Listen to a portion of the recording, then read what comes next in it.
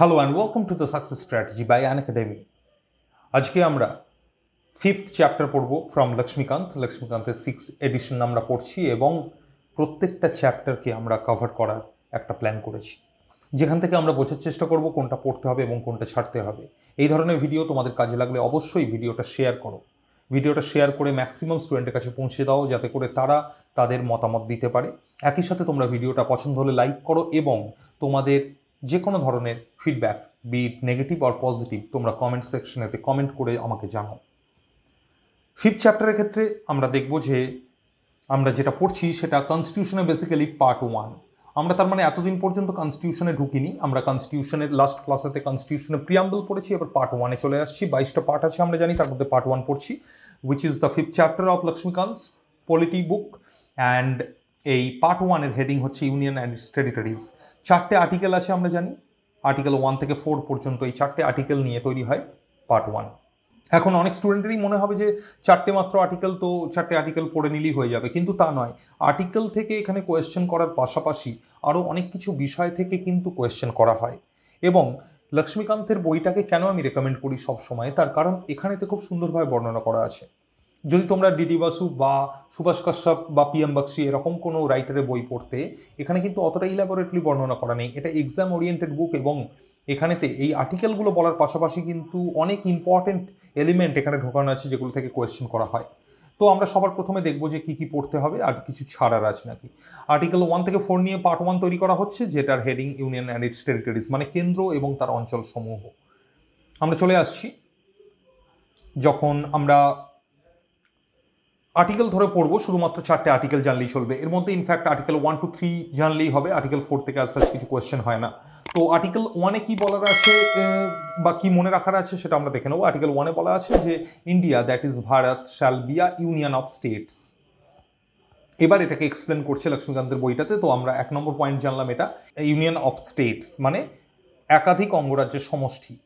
এটা বলছে যে এটা কিন্তু ফেডারেশন অফ স্টেট নয়। ফেডারেশন অফ স্টেট যেহেতু নয়, তাই ইন্ডিয়াকে একটা ফেডারেশন, কমপ্লিট ফেডারেশন বলা যায় না। তাই ইউনিয়ন অফ স্টেটস আর ফেডারেশন অফ স্টেটসের মধ্যে পার্থক্য আছে। এখানেতে ফেডারেশনের ক্ষেত্রে ইউএসের কথা যদি আমরা বলি এক্সাম্পল হিসাবে, ইউএসতে কিন্তু প্রত্যেকটা স্টেট একটা ট্রিটির মাধ্যমে যুক্ত হয়েছে ইউনিয়নের সাথে এবং একসাথে একটা পুরো কান্ট্রি তৈরি করেছে। ইন্ডিয়াতে তা হয়নি। ইন্ডিয়াতে কিন্তু সবকটা অঙ্গরাজ্য নিয়ে ইন্ডিয়া তৈরি হচ্ছে, মানে সবকটা অঙ্গরাজ্য ছাড়া ইন্ডিয়ার এলিমেন্ট, মানে আলাদা করে ইন্ডিয়ার কোনো অস্তিত্ব থাকছে না। হোয়ারাজ কিন্তু ইউএসের মধ্যে যেটা আমরা দেখতে পাচ্ছি, একটা ট্রিটির মাধ্যমে যেহেতু প্রত্যেকটা স্টেট ঢুকছে, স্টেট মানে আমি অঙ্গরাজ্যের কথা বলছি, যেমন অ্যারিজোনা, অ্যালবামা, ক্যালিফোর্নিয়া, এগুলো। তো এই স্টেটগুলো কিন্তু আবার বেরিয়েও যেতে পারে। ইন্ডিয়ার সাথে কিন্তু ইন্ডিয়ার রাজ্যগুলো এরকমভাবে যুক্ত হয়নি বলে তাদের কিন্তু বেরিয়ে যাওয়ার কোনো অপশন নেই। তাই এখানে এটাকে এক্সপ্লেন করা হচ্ছে, this provision deals with 2 things, 1 name of the country and 2 type of cruelty. ইন্ডিয়ার টাইপ অফ পলিটি কি? Union of states. এই কারণে ইন্ডিয়াকে আমরা ইউনাইটেড স্টেটস অফ ইন্ডিয়া বলি না, কারণ ইটস নট আ ফেডারেশন। তো এরপরে তোমরা এই পোর্শনটা পড়বে, এখান থেকে তোমরা অনেক কিছু জানতে পারবে। এটা তোমাদের জন্য ইম্পর্টেন্ট। অনেক কিছু কোয়েশ্চেন এরকম আসে যে আর্টিকেল 1-এতে যেহেতু প্রথম আর্টিকেল এটা, তাই আর্টিকেল 1-এতে ইন্ডিয়াকে কীরকমভাবে এক্সপ্লেন করা হয়েছে, ইন্ডিয়ার আরেকটি নাম কি, এরকম কোয়েশ্চেনও হয়। খুব সিম্পল কিছু কোয়েশ্চেন হয় এখান থেকে। তো ইন্ডিয়া কেন ইউনিয়ন, এই সমস্ত ম্যাটারগুলোকে এখানে এক্সপ্লেন করা হয়েছে। এটা কনসেপচুয়াল। ইউপিএসসি স্টুডেন্টদের জন্য তো অবশ্যই এই জায়গাটা পড়তে হবে। ডাব্লিউবিসিএস এর আগে ডেসক্রিপটিভ আনসার লেখার ক্ষেত্রে যতটা দরকার ছিল বর্তমানে ততটা দরকার নেই, বাট কনসেপ্টের জন্য এই পোর্শনটা তোমাদেরকে একবার আমি পড়ে নিতে রেকমেন্ড করব। আর্টিকেল 1 অনুযায়ী কি বলা হচ্ছে, যে India can be classified into 3 categories, territories of the states, union territories আর territories that may be acquired by the government of India at any point of time, মানে ফরেন টেরিটরি যেগুলোকে পরে অ্যাকোয়ার করতে পারে। তো এইটা অনুযায়ী ইন্ডিয়াতে এটা চেঞ্জ হচ্ছে। 28টা স্টেট, 9টা ইউনিয়ন টেরিটরি নয় বর্তমানে, তোমরা জানো। এবং এখানেতে কারেন্ট ডেটা যেটা, সেটা জেনে নেবে তোমরা। তো এরপরে এখানেতে যে কথাগুলো এখানে লেখা আছে সেই জায়গাগুলো তোমরা যদি একটু অ্যাভয়েড করতে চাও করতে পারো, অর্থাৎ এই জায়গা থেকে তোমরা অ্যাভয়েড করে যেতে পারো। Name of the states that are mention in the first schedule, সেইগুলো স্টেটের নাম এবং ইউনিয়ন টেরিটরিগুলোর নাম আছে। তো এখানেতে এই পয়েন্টগুলো যেগুলো আছে, এখান থেকে অ্যাজ সাচ কিছু কোয়েশ্চেন হয় না, তাই আমরা এই অংশটা বাদ দিয়ে দেবো। এই অংশটা বাদ দিয়ে দেবো আমরা, আমাদের এই জায়গাগুলো পড়ার দরকার নেই। ইন্ডিয়া একটা সভারেন স্টেট হিসাবে কি করতে পারে, কীরকমভাবে ফরেন টেরিটরি অ্যাকোয়ার করতে পারে, এই সমস্ত অংশ থেকে অ্যাজ সাচ কিছু কোয়েশ্চেন হয় না, তাই এগুলোকে আমরা বাদ দিয়ে দিতে পারি। তো এখানে যেটা সিকিমের কথা বলেছে বা দাদরা নগর হাভেলির কথা বলেছে, এখান থেকে পড়ার দরকার নেই, আমরা এগুলো পরে আবার পেয়ে যাবো এই চ্যাপ্টারের নিচে ডিটেলে। আর্টিকেল 2-তে আমরা চলে আসবো। আর্টিকেল 2 কি বলছে? আর্টিকেল 2 বলছে যে ফরমেশন অফ নিউ স্টেটসের কথা বলছে। তো article 2 empowers the parliament to admit into the union of India, ইন্ডিয়ার ইউনিয়নের ভিতরে ঢোকাতে বলছে বা ঢোকানোর অধিকার দিচ্ছে নিউ স্টেটস, নতুন স্টেটগুলোকে, on such terms and conditions as it thinks fit. It বলতে এটা পার্লামেন্ট, অর্থাৎ নতুন রাজ্য গঠন করার অধিকার কার আছে এই ধরনের কোয়েশ্চেন করে, উত্তর হবে দ্য পার্লামেন্ট অফ ইন্ডিয়া। নতুন রাজ্য গঠন করার জন্য দুটো আর্টিকেল আছে, আর্টিকেল 2 অ্যান্ড আর্টিকেল 3। দুটোর মধ্যে পার্থক্য আছে। বেসিক পার্থক্যটা কি, খুব সিম্পল ল্যাঙ্গুয়েজে বলতে গেলে আর্টিকেল 2-তে বলা আছে formation of new states, article 3-তে বলা আছে formation of new states, alteration of boundaries, rename and resize of any state. কিন্তু দুটো জিনিস একই হলেও পার্থক্য আছে। আর্টিকেল 2-তে বলা হচ্ছে যে ফরমেশন অফ নিউ স্টেটের কথা, নতুন রাজ্য গঠন করার কথা উইথ নন এক্সিস্টিং এরিয়া, অর্থাৎ নন এক্সিস্টিং টেরিটরি ব্যবহার করে ইন্ডিয়া নতুন রাজ্য গঠন করতে পারে, অর্থাৎ ইন্ডিয়ার মধ্যে যেটা নয় এরকম কোনো টেরিটরিকে যদি ইন্ডিয়া স্বীকৃতি দেয় স্টেট হিসাবে, তখন আর্টিকেল 2 অ্যাপ্লাইড হবে। অর্থাৎ বর্তমানে আমরা বলতে পারি রিসেন্টলি যেমন তেলেঙ্গানাকে করা হয়েছে আর্টিকেল 2 এর ওপর ডিপেন্ড করে, আর্টিকেল 3 এর ওপর ডিপেন্ড করে নতুন স্টেট, অর্থাৎ এক্সিস্টিং এরিয়াকে নতুন স্টেট হিসেবে আখ্যা দেওয়া হচ্ছে। বা স্টেট বাই ইউটি এটা হতে পারে, যেমন আমরা কাশ্মীরকে বাইফার্কেট করা হয়েছে দেখতে পাচ্ছি, আর্টিকেল 3 অ্যাপ্লাইড হচ্ছে ওখানে এবং পার্লামেন্টের ক্ষমতা আছে। তো article 2 grants 2 powers to the parliament, দুটো পাওয়ার দেয়, একটা হচ্ছে the power to admit into the union of India new states, আর 2 নম্বর the power to establish new states. প্রথমটা কি মিন করছে, 1 নম্বর পয়েন্টটা, the first refers to the admission of the states which are already in existence, while the second refers to the establishment of states which are not in existence before. Article 2 relates to the admission or establishments of new states that are not a part of Union of India. এই পয়েন্টটা মনে রাখতে হবে। তো article 2 এর ক্ষেত্রে আমরা এখান থেকে দুটো জিনিস জানছি। আর্টিকেল 3 এর ক্ষেত্রে বলা আছে on the other hand relates to the formation or changes in the existing states of the Union of India. In other words, Article 3 deals with the internal readjustment of the territories. ইন্ডিয়ার internal রিঅ্যাডজাস্টমেন্টের জন্য article 3 applied হয়, শুধুমাত্র নতুন রাজ্য গঠন করার ক্ষেত্রে নয়। অল্টারেশন অফ বাউন্ডারিজের ক্ষেত্রে হয়, reorganisation and rename of any state, rename করা হয়েছে অনেক ক্ষেত্রে, আমরা উদাহরণ হিসেবে বলতে পারি যেমন উত্তরাঞ্চলকে উত্তরাখণ্ড করা হয়েছে। সো আর্টিকেল 3 অ্যাপ্লাইড হয়েছে, তো আমরা মনে রাখবো এটা। এখনো পর্যন্ত আমরা 4টি ইনফরমেটিভ পয়েন্ট পেয়ে গেলাম যেগুলো থেকে ডিরেক্ট কোয়েশ্চেন হয়। এর বাইরে আমরা দেখবো যে আর কি আছে। বলছে parliaments power to reorganise the states, পার্লামেন্টের রিঅর্গানাইজ করার পাওয়ার আছে আর্টিকেল 3। তো আর্টিকেল 3 কি বলছে, to form a new state by separation of টেরিটরিকে ভাগ করে দিয়ে নতুন রাজ্য তৈরি করা হচ্ছে। Increase the area of any state, কোনো রাজ্যের এরিয়া বাড়িয়ে দেওয়া হচ্ছে। Diminish the area of any state, মানে কোনো রাজ্যের এরিয়াকে কমিয়ে দেওয়া হচ্ছে, ডিমিনিশ করা মানে কমানো। Alteration of boundaries of any state, alteration of name of any state. তো এইগুলো আর্টিকেল 3 এর আন্ডারে আছে। তো আমরা এগুলো মনে রাখছি, যেটা অলরেডি আগে আলোচনা করলাম। তো এগুলো আমাদেরকে ভালোভাবে জানতেই হচ্ছে। এর বাইরে এইখানেতে আমরা যে পোর্শনটা পাচ্ছি সেটা কি বলছে দেখে নেবো, যে article 3 lays down 2 conditions in this regard. 1, a bill contemplating the above changes can be introduced in the parliament only, এটা অলরেডি আলোচনা করেছি। তো আমরা এটা 5 নম্বর পয়েন্ট হিসেবে মনে রাখবো। With prior recommendation of the president, এইটা মনে রাখতে হবে, প্রেসিডেন্টের কাছ থেকে আগে থেকে পারমিশন নিতে হবে, নিয়ে ইন্ট্রোডিউস করা যেতে পারে। 2 নম্বর হচ্ছে before recommending the bill the president has to refer the same to the state legislature, যে স্টেটের ওপরেতে ইম্প্যাক্টটা পড়বে সেই স্টেটের যে আইনসভা সেখানেতে রেফার করবে, যাতে করে তারা তাদের মতামত জানাতে পারে একটা স্পেসিফিক টাইম পিরিয়ডের মধ্যে। তো এটা একটা ইম্পর্টেন্ট পয়েন্ট, আমাদেরকে মনে রাখতে হবে। তো এখনো পর্যন্ত আমরা এই পোর্শনটা থেকে এই জিনিসগুলো পড়ব। তো এগুলো ছোটো ছোটো ইনফরমেশন, এখান থেকে কিন্তু কোয়েশ্চেন হয় এবং তোমরা এই জায়গাটা অ্যাভয়েড করে যাওয়ার চেষ্টা করো না। আর্টিকেল 1-এ কী আছে, 2-এতে কী আছে, 3-তে কী আছে, এগুলো সবাই জানে, বলতেই পারবে। এর বাইরে এই ছোটো ছোটো জিনিসগুলোর ওপরে কোয়েশ্চেন হয় বলে স্টুডেন্টরা সেই জায়গাগুলো থেকে উত্তর করতে পারে না। তারপরে পোর্শনটাতে কি বলছে আমরা দেখে নেবো, যে further the power of the parliament to form new states including the power to form new state or union territory by uniting a part of any state or union territory to any other state or union territory দরকার নেই। The president or the parliament is not bound by the views of the state legislature, এটা একটা important point. এই যে রাজ্যের আইনসভা যে মতামত দেবে, আমরা যেটা পড়লাম এখানে, সেই মতামতটা প্রেসিডেন্টের ওপরে বা পার্লামেন্টের ওপরে কি বাইন্ডিং, মানে সেটা মেনে চলতে বাধ্য? উত্তর হবে না, বাইন্ডিং নয়। খুব ইম্পর্টেন্ট পয়েন্ট মনে রাখতে হবে। May either accept or reject the views. Further, it is not necessary to make a fresh reference to the state legislature every time an amendment to the bill is moved. ওই বিলটার ওপরে যদি কোনো amendment আনা হয় প্রত্যেকবার state লেজিসলেচারকে জানাতে হবেই, এটা নয়। পার্লামেন্টে অ্যাকসেপ্টেড হয়ে গেলেই হবে। তাহলে এটা একটা ইম্পর্টেন্ট পয়েন্ট মনে রাখতে হবে। মানে স্টেটের এই ক্ষেত্রে খুব একটা পাওয়ার নেই, এটা আমরা বলতে পারি। পার্লামেন্টই মেনলি পাওয়ারফুল, এটা একটা ফর্মালিটি যে স্টেটকে জানানো হবে। তো এটা একটা ইউনিটারি ফিচার, বুঝতেই পারছো নিশ্চয়ই যে ইউনিটারি ফিচারের মধ্যে পড়ছে। এককেন্দ্রিকতার একটা বৈশিষ্ট্য দেখতে পাওয়া যাচ্ছে, স্ট্রং ইউনিয়ন। তো আমরা এই জায়গাটা পড়বো।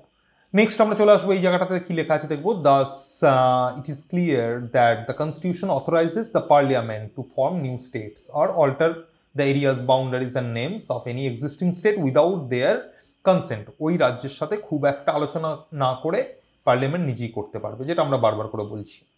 In other words, the parliament can redraw the political map of India. Political mapটাকে চেঞ্জ করতে পারে পার্লিয়ামেন্ট একাই।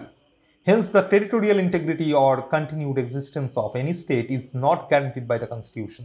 Therefore, India is rightly described as the indestructible union of destructible states. এই কেন্দ্রটাকে ভাঙা যায় না, indestructible union মানে কেন্দ্রটা অবিভাজ্য। কেন্দ্রটা তৈরি হচ্ছে কিভাবে? বিভাজ্য রাজ্যের অবিভাজ্য সমষ্টি নিয়ে রাজ্যগুলোকে বিভাজন করা যায়। তাহলে এটা মনে রাখবো। এখানে বলা হচ্ছে ইউএস এর সাথে এটা পার্থক্য আছে। US on the other hand or কি থাকছে? The territorial integrity or continued existence of the state is guaranteed by the constitution. তাই American federation government can't form new state or alter the borders of any existing state without the consent, মতামত না নিয়ে করতে পারে না। সেজন্য USA কে বলা হয় ইনডেস্ট্রাক্টেবল ইউনিয়ন, অর্থাৎ কেন্দ্রটাকেও ভাঙা যায় না, আবার রাজ্যগুলোকেও ভাঙা যায় না। তাই এটা যথাযথ ফেডারেশনের এক্সাম্পল বলতে পারি, মানে যুক্তরাষ্ট্রীয় ব্যবস্থার example USA. But India completely federation নয়, এই কারণে কোয়াসি ফেডারেল বলা হয়। ম্যাক্সিমামটাই ইউনিটারি ফিচার আমরা দেখতে পাই ইন্ডিয়াতে। এনিওয়েজ, আর্টিকেল 4, আর্টিকেল 4টা একটু ধারণার জন্য পড়বে তোমরা। আর্টিকেল 4 ইউপিএসসির জন্য জানতেই হচ্ছে, ডাব্লিউবিসিএস এর জন্য অ্যাজ সাচ কিছু জানার দরকার নেই, তাও বলে দেবো। আর্টিকেল 4টা একবার জাস্ট গো থ্রু করো। বলা হচ্ছে the constitution itself declares that the laws made for admission or establishment of new states under Article 2 or formation of new states or alteration of boundaries under Article 3 are not to be considered as amendments of the Constitution under Article 368. 368 আন্ডারে যে প্রভিশনের কথা বলা আছে, amendment প্রসেসের কথা বলা আছে, সেটা অ্যাপ্লাইড হবে না, এটাকে কনস্টিটিউশনাল অ্যামেন্ডমেন্ট হিসেবে ধরা হবে না। দিস মিনস, এটার অর্থ that such laws can be passed by a simple majority, পার্লামেন্টের simple majority, and by the ordinary legislative process, ordinary legislative প্রসেসের মাধ্যমে সিম্পল মেজরিটি অ্যাপ্লাই করে এটা করা যেতে পারে। তো এটাও মনে রাখবো আমরা, খুব ইম্পর্টেন্ট একটা পয়েন্ট। আমরা এখানে 11 নম্বর পয়েন্ট দেখেছিলাম, এখানেতে আমরা দেখলাম ফেডারেশনের এক্সাম্পল ইউএসএ 12 নম্বর পয়েন্ট, এইটা আমরা পেলাম 13 নম্বর পয়েন্ট। তাহলে এই 13 নম্বর পয়েন্টটুকু শুধু ডাব্লিউবিসিএস এর স্টুডেন্টদের মনে রাখতে হবে, বাকি ইউপিএসসি স্টুডেন্টদের জন্য আর্টিকেল 4টা একটু ডিটেলে দেখতে হবে। আদারওয়াইজ আর্টিকেল 4-এ কী আছে এটা মনে রাখার দরকার নেই, খুব সিম্পলভাবে ডাব্লিউবিসিএস স্টুডেন্টরা মনে রাখতে পারবে যে আর্টিকেল 4-এর আন্ডারে যেগুলো বলা আছে সেগুলো ডিরেক্টলি আন্ডার আর্টিকেল 368-এর আন্ডারে আসছে না, অর্থাৎ অ্যামেন্ডমেন্ট নয় ওগুলো। এইখান থেকে আমরা যে পয়েন্টগুলো পাচ্ছি এগুলো কনসেপ্টের জন্য, এগুলো ডাব্লিউবিসিএস স্টুডেন্টরা বাদ দিয়ে দিতে পারো, আইএসসি স্টুডেন্টরা অবশ্যই দেখবে। এখানেতে আমরা দেখতে পাচ্ছি যে supreme court in 1969 ruled that settlement of boundaries dispute between India and another country does not require a constitutional amendment. এই পয়েন্টটা মনে রাখতে হবে সুপ্রিম কোর্টের একটা জাজমেন্ট হিসেবে। তো আমরা এটাকে 14 নম্বর পয়েন্ট হিসেবে মনে রাখবো। মেন্সের কোয়েশ্চেন এই ধরনের হতে পারে এখান থেকে। আমরা নেক্সট পয়েন্টে চলে আসছি, যেখানে আমরা দেখছি exchange of territories with Bangladesh. বাংলাদেশের সাথে একটা রিলেশন ছিল, সেটা এটা সেকেন্ড এডিশন থার্ড এডিশনেতে নেই, এটা ভ্যালু অ্যাডিশন। 100তম কনস্টিটিউশনাল অ্যামেন্ডমেন্ট অ্যাক্ট যেটা পাস হয়েছে 2015-য়, was enacted to give effect to the acquiring of certain territories by India and transfer of certain other territories to Bangladesh. কিছু এরিয়াকে এক্সচেঞ্জ করা হচ্ছে বাংলাদেশ আর ইন্ডিয়ার মধ্যে। In pursuance of the agreement and its protocol entered into between governments of India and Bangladesh. Under this deal, India transferred 111 enclaves to Bangladesh, while Bangladesh transferred 51 enclaves to India. তো এই পোর্শনটা WBCS স্টুডেন্টদের জন্য as such দরকার নেই, UPSC স্টুডেন্টরা এটা পড়বে। এখানেতে যে পয়েন্টগুলো বলা আছে এগুলো পড়ার দরকার নেই WBCS স্টুডেন্টদের জন্য, সুতরাং আমরা এগুলো বাদ দিয়ে দিতে পারি, এই পোর্শনগুলো বাদ দিয়ে দাও। আমরা চলে আসবো next, evolution of states and union territories. প্রথম থেকে বলা হচ্ছে যখন ইন্ডিয়া স্বাধীন হচ্ছে সেই সময় থেকে integration of princely states, princely স্টেটগুলোকে কীভাবে ইন্টিগ্রেট করা হচ্ছে এখান থেকে আবার পড়তে হবে। At the time of independence India comprise two categories, ইন্ডিয়াতে দুটো ক্যাটেগরি ছিল, পলিটিক্যাল ইউনিট হিসাবে দুটো ক্যাটেগরি, একটা ব্রিটিশ প্রভিন্স ছিল, একটা প্রিন্সলি স্টেট ছিল। এবং তোমরা জানো ABCD এই চারটে ক্যাটেগরিতে ভাগ ছিল প্রভিন্সগুলো। তো সেটা চেঞ্জ করা হয়, করে কি করা হচ্ছে, স্টেট রিঅর্গানাইজেশন করা হচ্ছে। তো এই যে স্টেট রিঅর্গানাইজেশন করা হয়েছে এটা আমরা জানি ভাষার ভিত্তিতে করা হয়েছে, সেইটারই ইতিহাসটা একটু পড়তে হবে এখানেতে। তো এখানেতে এই বেসিক ইন্ট্রোডাকশনটা তোমরা কনসেপ্টের জন্য পড়তে পারো, আদারওয়াইজ দরকার নেই। আমরা চলে আসবো ডিরেক্ট পয়েন্টে, যেটা জিজ্ঞাসা করা হয়, এগুলো কনসেপ্টের জন্য পড়ে নেবে একটু। তো ভাষার ভিত্তিতে রাজ্য গঠন করা হবে এরকম করা হোক এরকম দাবি ওঠে, তখন ইন্ডিয়ান গভর্নমেন্ট দুটো কমিশন অ্যাপয়েন্ট করে, পরবর্তীকালে আরেকটা কমিশন অ্যাপয়েন্টেড হয়। তো তিনটে কমিশনকে নিয়ে অবশ্যই পড়তে হবে, ধার কমিশন, JVP কমিটি এবং ফজল আলী কমিশন। তো ধার কমিশন এবং JVP কমিটির কথা বলা হচ্ছে, দুটি 1948-এতে অ্যাপয়েন্টেড হয়েছে, প্রথমে ধার কমিশন তারপরে JVP কমিটি। তো আমরা এটাকে কত নম্বর পয়েন্ট হিসেবে মনে রাখবো, আমরা এটাকে মনে রাখবো, খুব ইম্পর্টেন্ট, যেখান থেকে কোয়েশ্চেন করা হয় 15 নম্বর পয়েন্ট হিসেবে। তো 15 নম্বর পয়েন্টে আমরা দেখতে পাচ্ছি দুটো কমিটির কথা। India appointed the Linguistic Province Commission under the chairmanship of S.K. Dhar. S.K. Dharer আন্ডারে ধার কমিশন অ্যাপয়েন্টেড হয় two examine the feasibility of this, মানে ভাষার ভিত্তিতে রাজ্য গঠন করা পসিবল কিনা। এই কমিশনটা কবে অ্যাপয়েন্টেড হয়েছে, কমিশনের চেয়ারম্যানের নাম কি, এবং কমিশনটা কি উদ্দেশ্যে অ্যাপয়েন্টেড হয়েছে, এবং এই কমিশনটার রেকমেন্ডেশন কি ছিল, এই চারটে জিনিস মনে রাখতে হবে। এরা রিপোর্ট সাবমিট করছে 48 ডিসেম্বরে, জুনেতে অ্যাপয়েন্টেড হয়েছে, এবং রেকমেন্ড করেছে the reorganisation of states on the basis of administrative convenience. এটা করাই ভালো, অ্যাডমিনিস্ট্রেশনের সুবিধা হবে এরকমভাবে ভাগ করা হোক, লিঙ্গুইস্টিক বেসিসে নয়। তার মানে এরা রিজেক্ট করেছে the idea of state reorganisation on the basis of language, ভাষার ভিত্তিতে রাজ্য গঠনের যে দাবি ছিল সেইটাকে এরা খারিজ করে দিয়েছে। তো পরবর্তীকালে আর একটা কমিশন অ্যাপয়েন্টেড হচ্ছে 1948-এর ডিসেম্বরেতে, সেটা হচ্ছে এই সেম ম্যাটারটাকে দেখার জন্য। তিনজন ছিলেন ব্যক্তি এই কমিটিটাতে, Jawaharlal Nehru, J for Jawaharlal Nehru, V for Vallabhbhai Patel, P for Pattabhi Sitaramayya, তাই JVP কমিটি। এবং তারা রিপোর্ট সাবমিট করছে তার পরের বছর এপ্রিলেতে, এবং formally rejected language on the basis as the basis of reorganisation of states, এরাও রিজেক্ট করছে। তাহলে দুজনেরই রেকমেন্ডেশন মনে রাখছি, রিজেক্ট করছে। তো এখান থেকে আমরা বেশ কয়েকটা পয়েন্ট পেয়ে গেলাম, এই পুরো জিনিসটাকে আমরা 15 নম্বর পয়েন্ট হিসেবে মনে রাখছি, ডিটেলে পড়তে হবে। কিন্তু তারপরে ভাষার ভিত্তিতে আন্দোলন বাড়তে থাকে এবং ভাষার ভিত্তিতে অন্ধ্রপ্রদেশ তৈরি করতে বাধ্য হয়। তো অন্ধ্র ফার্স্ট স্টেট হিসাবে স্বীকৃতি পায় ভাষার ভিত্তিতে, যেটা তৈরি করা হয়েছিল। তো এখানেতে part A, B, C and D এই চারটে ক্যাটাগরিতে ভাগ যখন ব্রিটিশ টেরিটরি ছিল বা প্রভিন্সগুলো ছিল সেটা দেখানো হয়েছে। স্টেট যেগুলো পার্ট A-তে ছিল, B-তে ছিল, C-তে ছিল আর D-তে ছিল, চারটে ক্যাটাগরি। এটা তোমাদেরকে মনে রাখতে হবে বা মুখস্থ করতে হবে এরকম নয়, তোমরা এখানেতে বেসিক আইডিয়ার জন্য কিছু ইম্পর্টেন্ট এরিয়াকে দেখে নিতে পারো।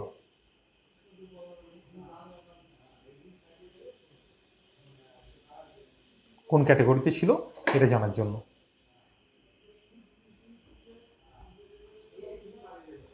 তো আমি দাগ দিয়ে দিলাম যেগুলো তোমরা মনে রাখবে। এখান থেকে কোয়েশ্চেন এরকম করবে না যে কোন স্টেটটা কোন ক্যাটাগরিতে ছিল, বাট একটা কনসেপ্টের জন্য জানা দরকার, তাই। তো তোমরা যদি বাদ দিতেও চাও এই পোর্শনটা, চাইলে ইনফ্যাক্ট বাদও দিয়ে দিতে পারো। তো নেক্সট যেটা আছে এটাও তোমরা ইনফ্যাক্ট বাদ দিয়ে দিতে পারো, এখান থেকেও তোমাদেরকে কিছু মনে রাখতে হবে না, অর্থাৎ এই টেবিলটাকে তোমাদের বাদ দিয়ে দিতে বলছি। এনিওয়েজ 1953-তে গভর্নমেন্ট অফ ইন্ডিয়া বাধ্য হলো প্রথম রাজ্য গঠন করতে ভাষা ভিত্তিতে, যেটা অন্ধ্রপ্রদেশ আমি বলছিলাম। তেলেগু স্পিকিং এরিয়াকে ম্যাড্রাস স্টেট থেকে আলাদা করে দিল। তো আলটিমেটলি প্রত্যেকেই চাইলো যে নিজেদের জন্য তাহলে আমরা ভাষা ভিত্তিতে কেন পাবো না, যখন অন্ধ্রপ্রদেশ তৈরি হয়েছে। তাই আরেকটা কমিশন অ্যাপয়েন্টেড হলো এই সালটাতে 1953-তে, ফজল আলী কমিশন। তো ফজল আলী কমিশনকে বলা হলো যে আপনি, ফজল আলী চেয়ারম্যান ছিলেন বোঝাই যাচ্ছে, যে আপনার কমিটি এটার ওপরে কি মতামত দেবে। তারা পজিটিভ মতামত দিল। তারা কি বলল, এখানেতে এটা 3 মেম্বার কমিটি ছিল, নামগুলো মনে রাখতে পারো, আর ফজল আলী। তো তারা যে মতামত দিল যে ওয়ান ল্যাঙ্গুয়েজ ওয়ান স্টেট করা যাবে না। ওয়ান ল্যাঙ্গুয়েজ ওয়ান স্টেট মানে প্রত্যেকটা এরিয়ারই হয়তো দেখা যাবে কিছু কিছু ল্যাঙ্গুয়েজ আছে, তার উপর ভিত্তি করে স্টেট করা যাবে না, কিন্তু ইম্পর্টেন্ট এরিয়াগুলোকে সেই জায়গার মেজরিটি যে ল্যাঙ্গুয়েজে কথা বলে তার উপর ভিত্তি করে করা যাবে, মানে কিছুটা পজিটিভ মতামত দেখালো। তাই ইন্ডিয়াকে ভাগ করা হলো ভাষার ভিত্তিতে এই কমিটির রেকমেন্ডেশন অনুযায়ী, ফজল আলী কমিশনের রেকমেন্ডেশন অনুযায়ী। তো আমরা এখানেতে টেরিটরি অফ ইন্ডিয়া ইন 1956 এরকম আমরা দেখতে পাচ্ছি স্টেট অ্যান্ড ইউটি কী ভাগগুলো করা হয়েছিল, কিন্তু এই টেবিলটা তোমাদের পড়তে হবে না, তোমরা চলে আসবে এর নিচে, যেখানেতে তোমরা দেখতে পাবে যে এখানে বলা হচ্ছে the commission suggested the abolition of fourfold classification of the states and territories, মানে এবিসিডি ওটা ভাগ যেটা করা ছিল এটা বারণ করলো, এবং creation of 16 state and 3 centrally administrative territories এটা করার কথা বললো। Government of India accepted this recommendations, government মেনে নিয়েছিল উইথ সার্টেন মাইনর মডিফিকেশন, কিছু ছোটোখাটো মডিফিকেশন হয়েছিল। তাহলে আমরা এখানেতে এটা 16 নম্বর পয়েন্ট হিসেবে মনে রাখবো। By the states reorganisation act যেটা পাস হয়েছিল 1956-এ, and the 7th constitutional amendment act, খুব ইম্পর্টেন্ট এই দুটো পয়েন্ট, 17 নম্বর পয়েন্ট হিসেবে আমরা মনে রাখবো।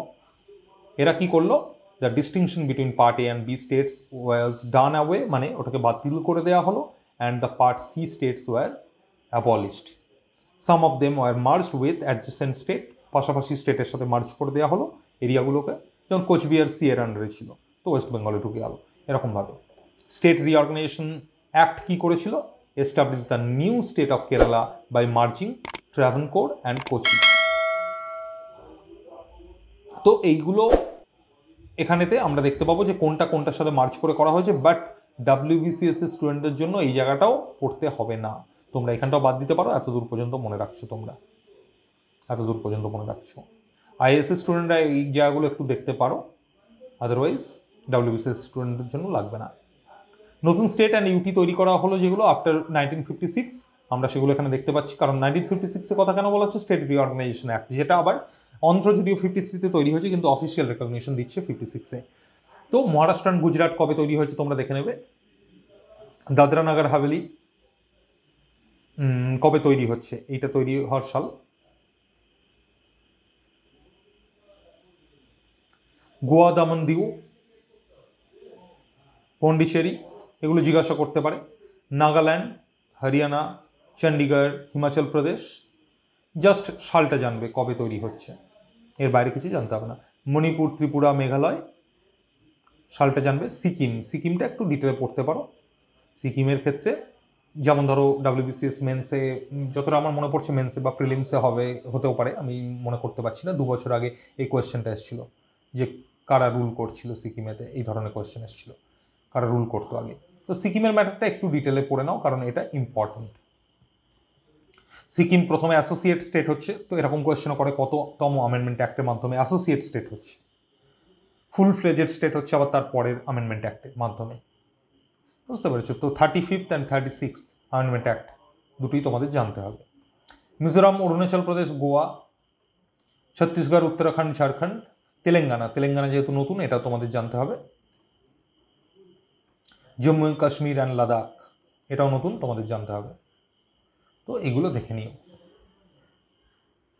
নেম চেঞ্জ করা হয়েছে বেশ কিছু জিনিসের, যেমন তোমার ম্যাড্রাস নামটা চেঞ্জ করা হয়েছে কত সালে, তামিলনাড়ু এইগুলো দেখে নিও, মাইসোর কে কর্ণাটক করা হয়েছে, বুঝতে পেরেছো? তো এই পয়েন্টগুলো দেখে নেবে, এখান থেকেও আমরা বেশ কিছু কোয়েশ্চেন পেতে পারি। উত্তরাঞ্চল, পন্ডিচেরি, পুদুচেরি হয়ে গেছে, দিল্লি, লক্ষদ্বীপ। তো আমরা এটাকে কত নম্বর পয়েন্ট হিসেবে মনে রাখবো? আমরা এটাকে মনে রাখবো, কুইকলি একবার চেক করে নিই।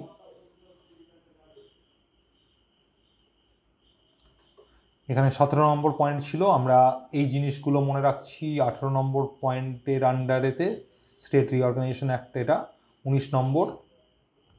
শুধু এখানে সালগুলো জানবে বলেছি এরিয়ার ক্ষেত্রে, 20 নম্বর। সিকিমটা ডিটেলে জানবে, বাকিগুলো ডিটেলে জানার কোনো দরকার নেই। 21 নম্বর, 22 নম্বর, 23 নম্বর পয়েন্ট শুধু সাল, 24 নম্বর, 25 নম্বর। সিকিমটা আমরা ডিটেলে জানবো, মনে রাখবে 26 নম্বর পয়েন্টটা। এখানে অ্যামেন্ডমেন্ট অ্যাক্টগুলো কিন্তু মনে রাখতে হবে, দুটো অ্যামেন্ডমেন্ট অ্যাক্ট, তারপরে কোন শিডিউল অ্যাড করা হয়েছে, এই সমস্ত জিনিসগুলো, এইগুলো কিন্তু ইম্পর্টেন্ট। এটা 27 নম্বর আমি লিখে দিচ্ছি আলাদা করে যাতে করে মনে রাখতে পারো। 28 নম্বর পয়েন্ট এইটা। 29 নম্বর ডিটেলে জানার দরকার নেই, সালটা। 30 নম্বর সাল জানবে শুধু, ডিটেলে জানার দরকার নেই। 31 নম্বরটা ইম্পর্টেন্ট, 32 নম্বরটা ইম্পর্টেন্ট।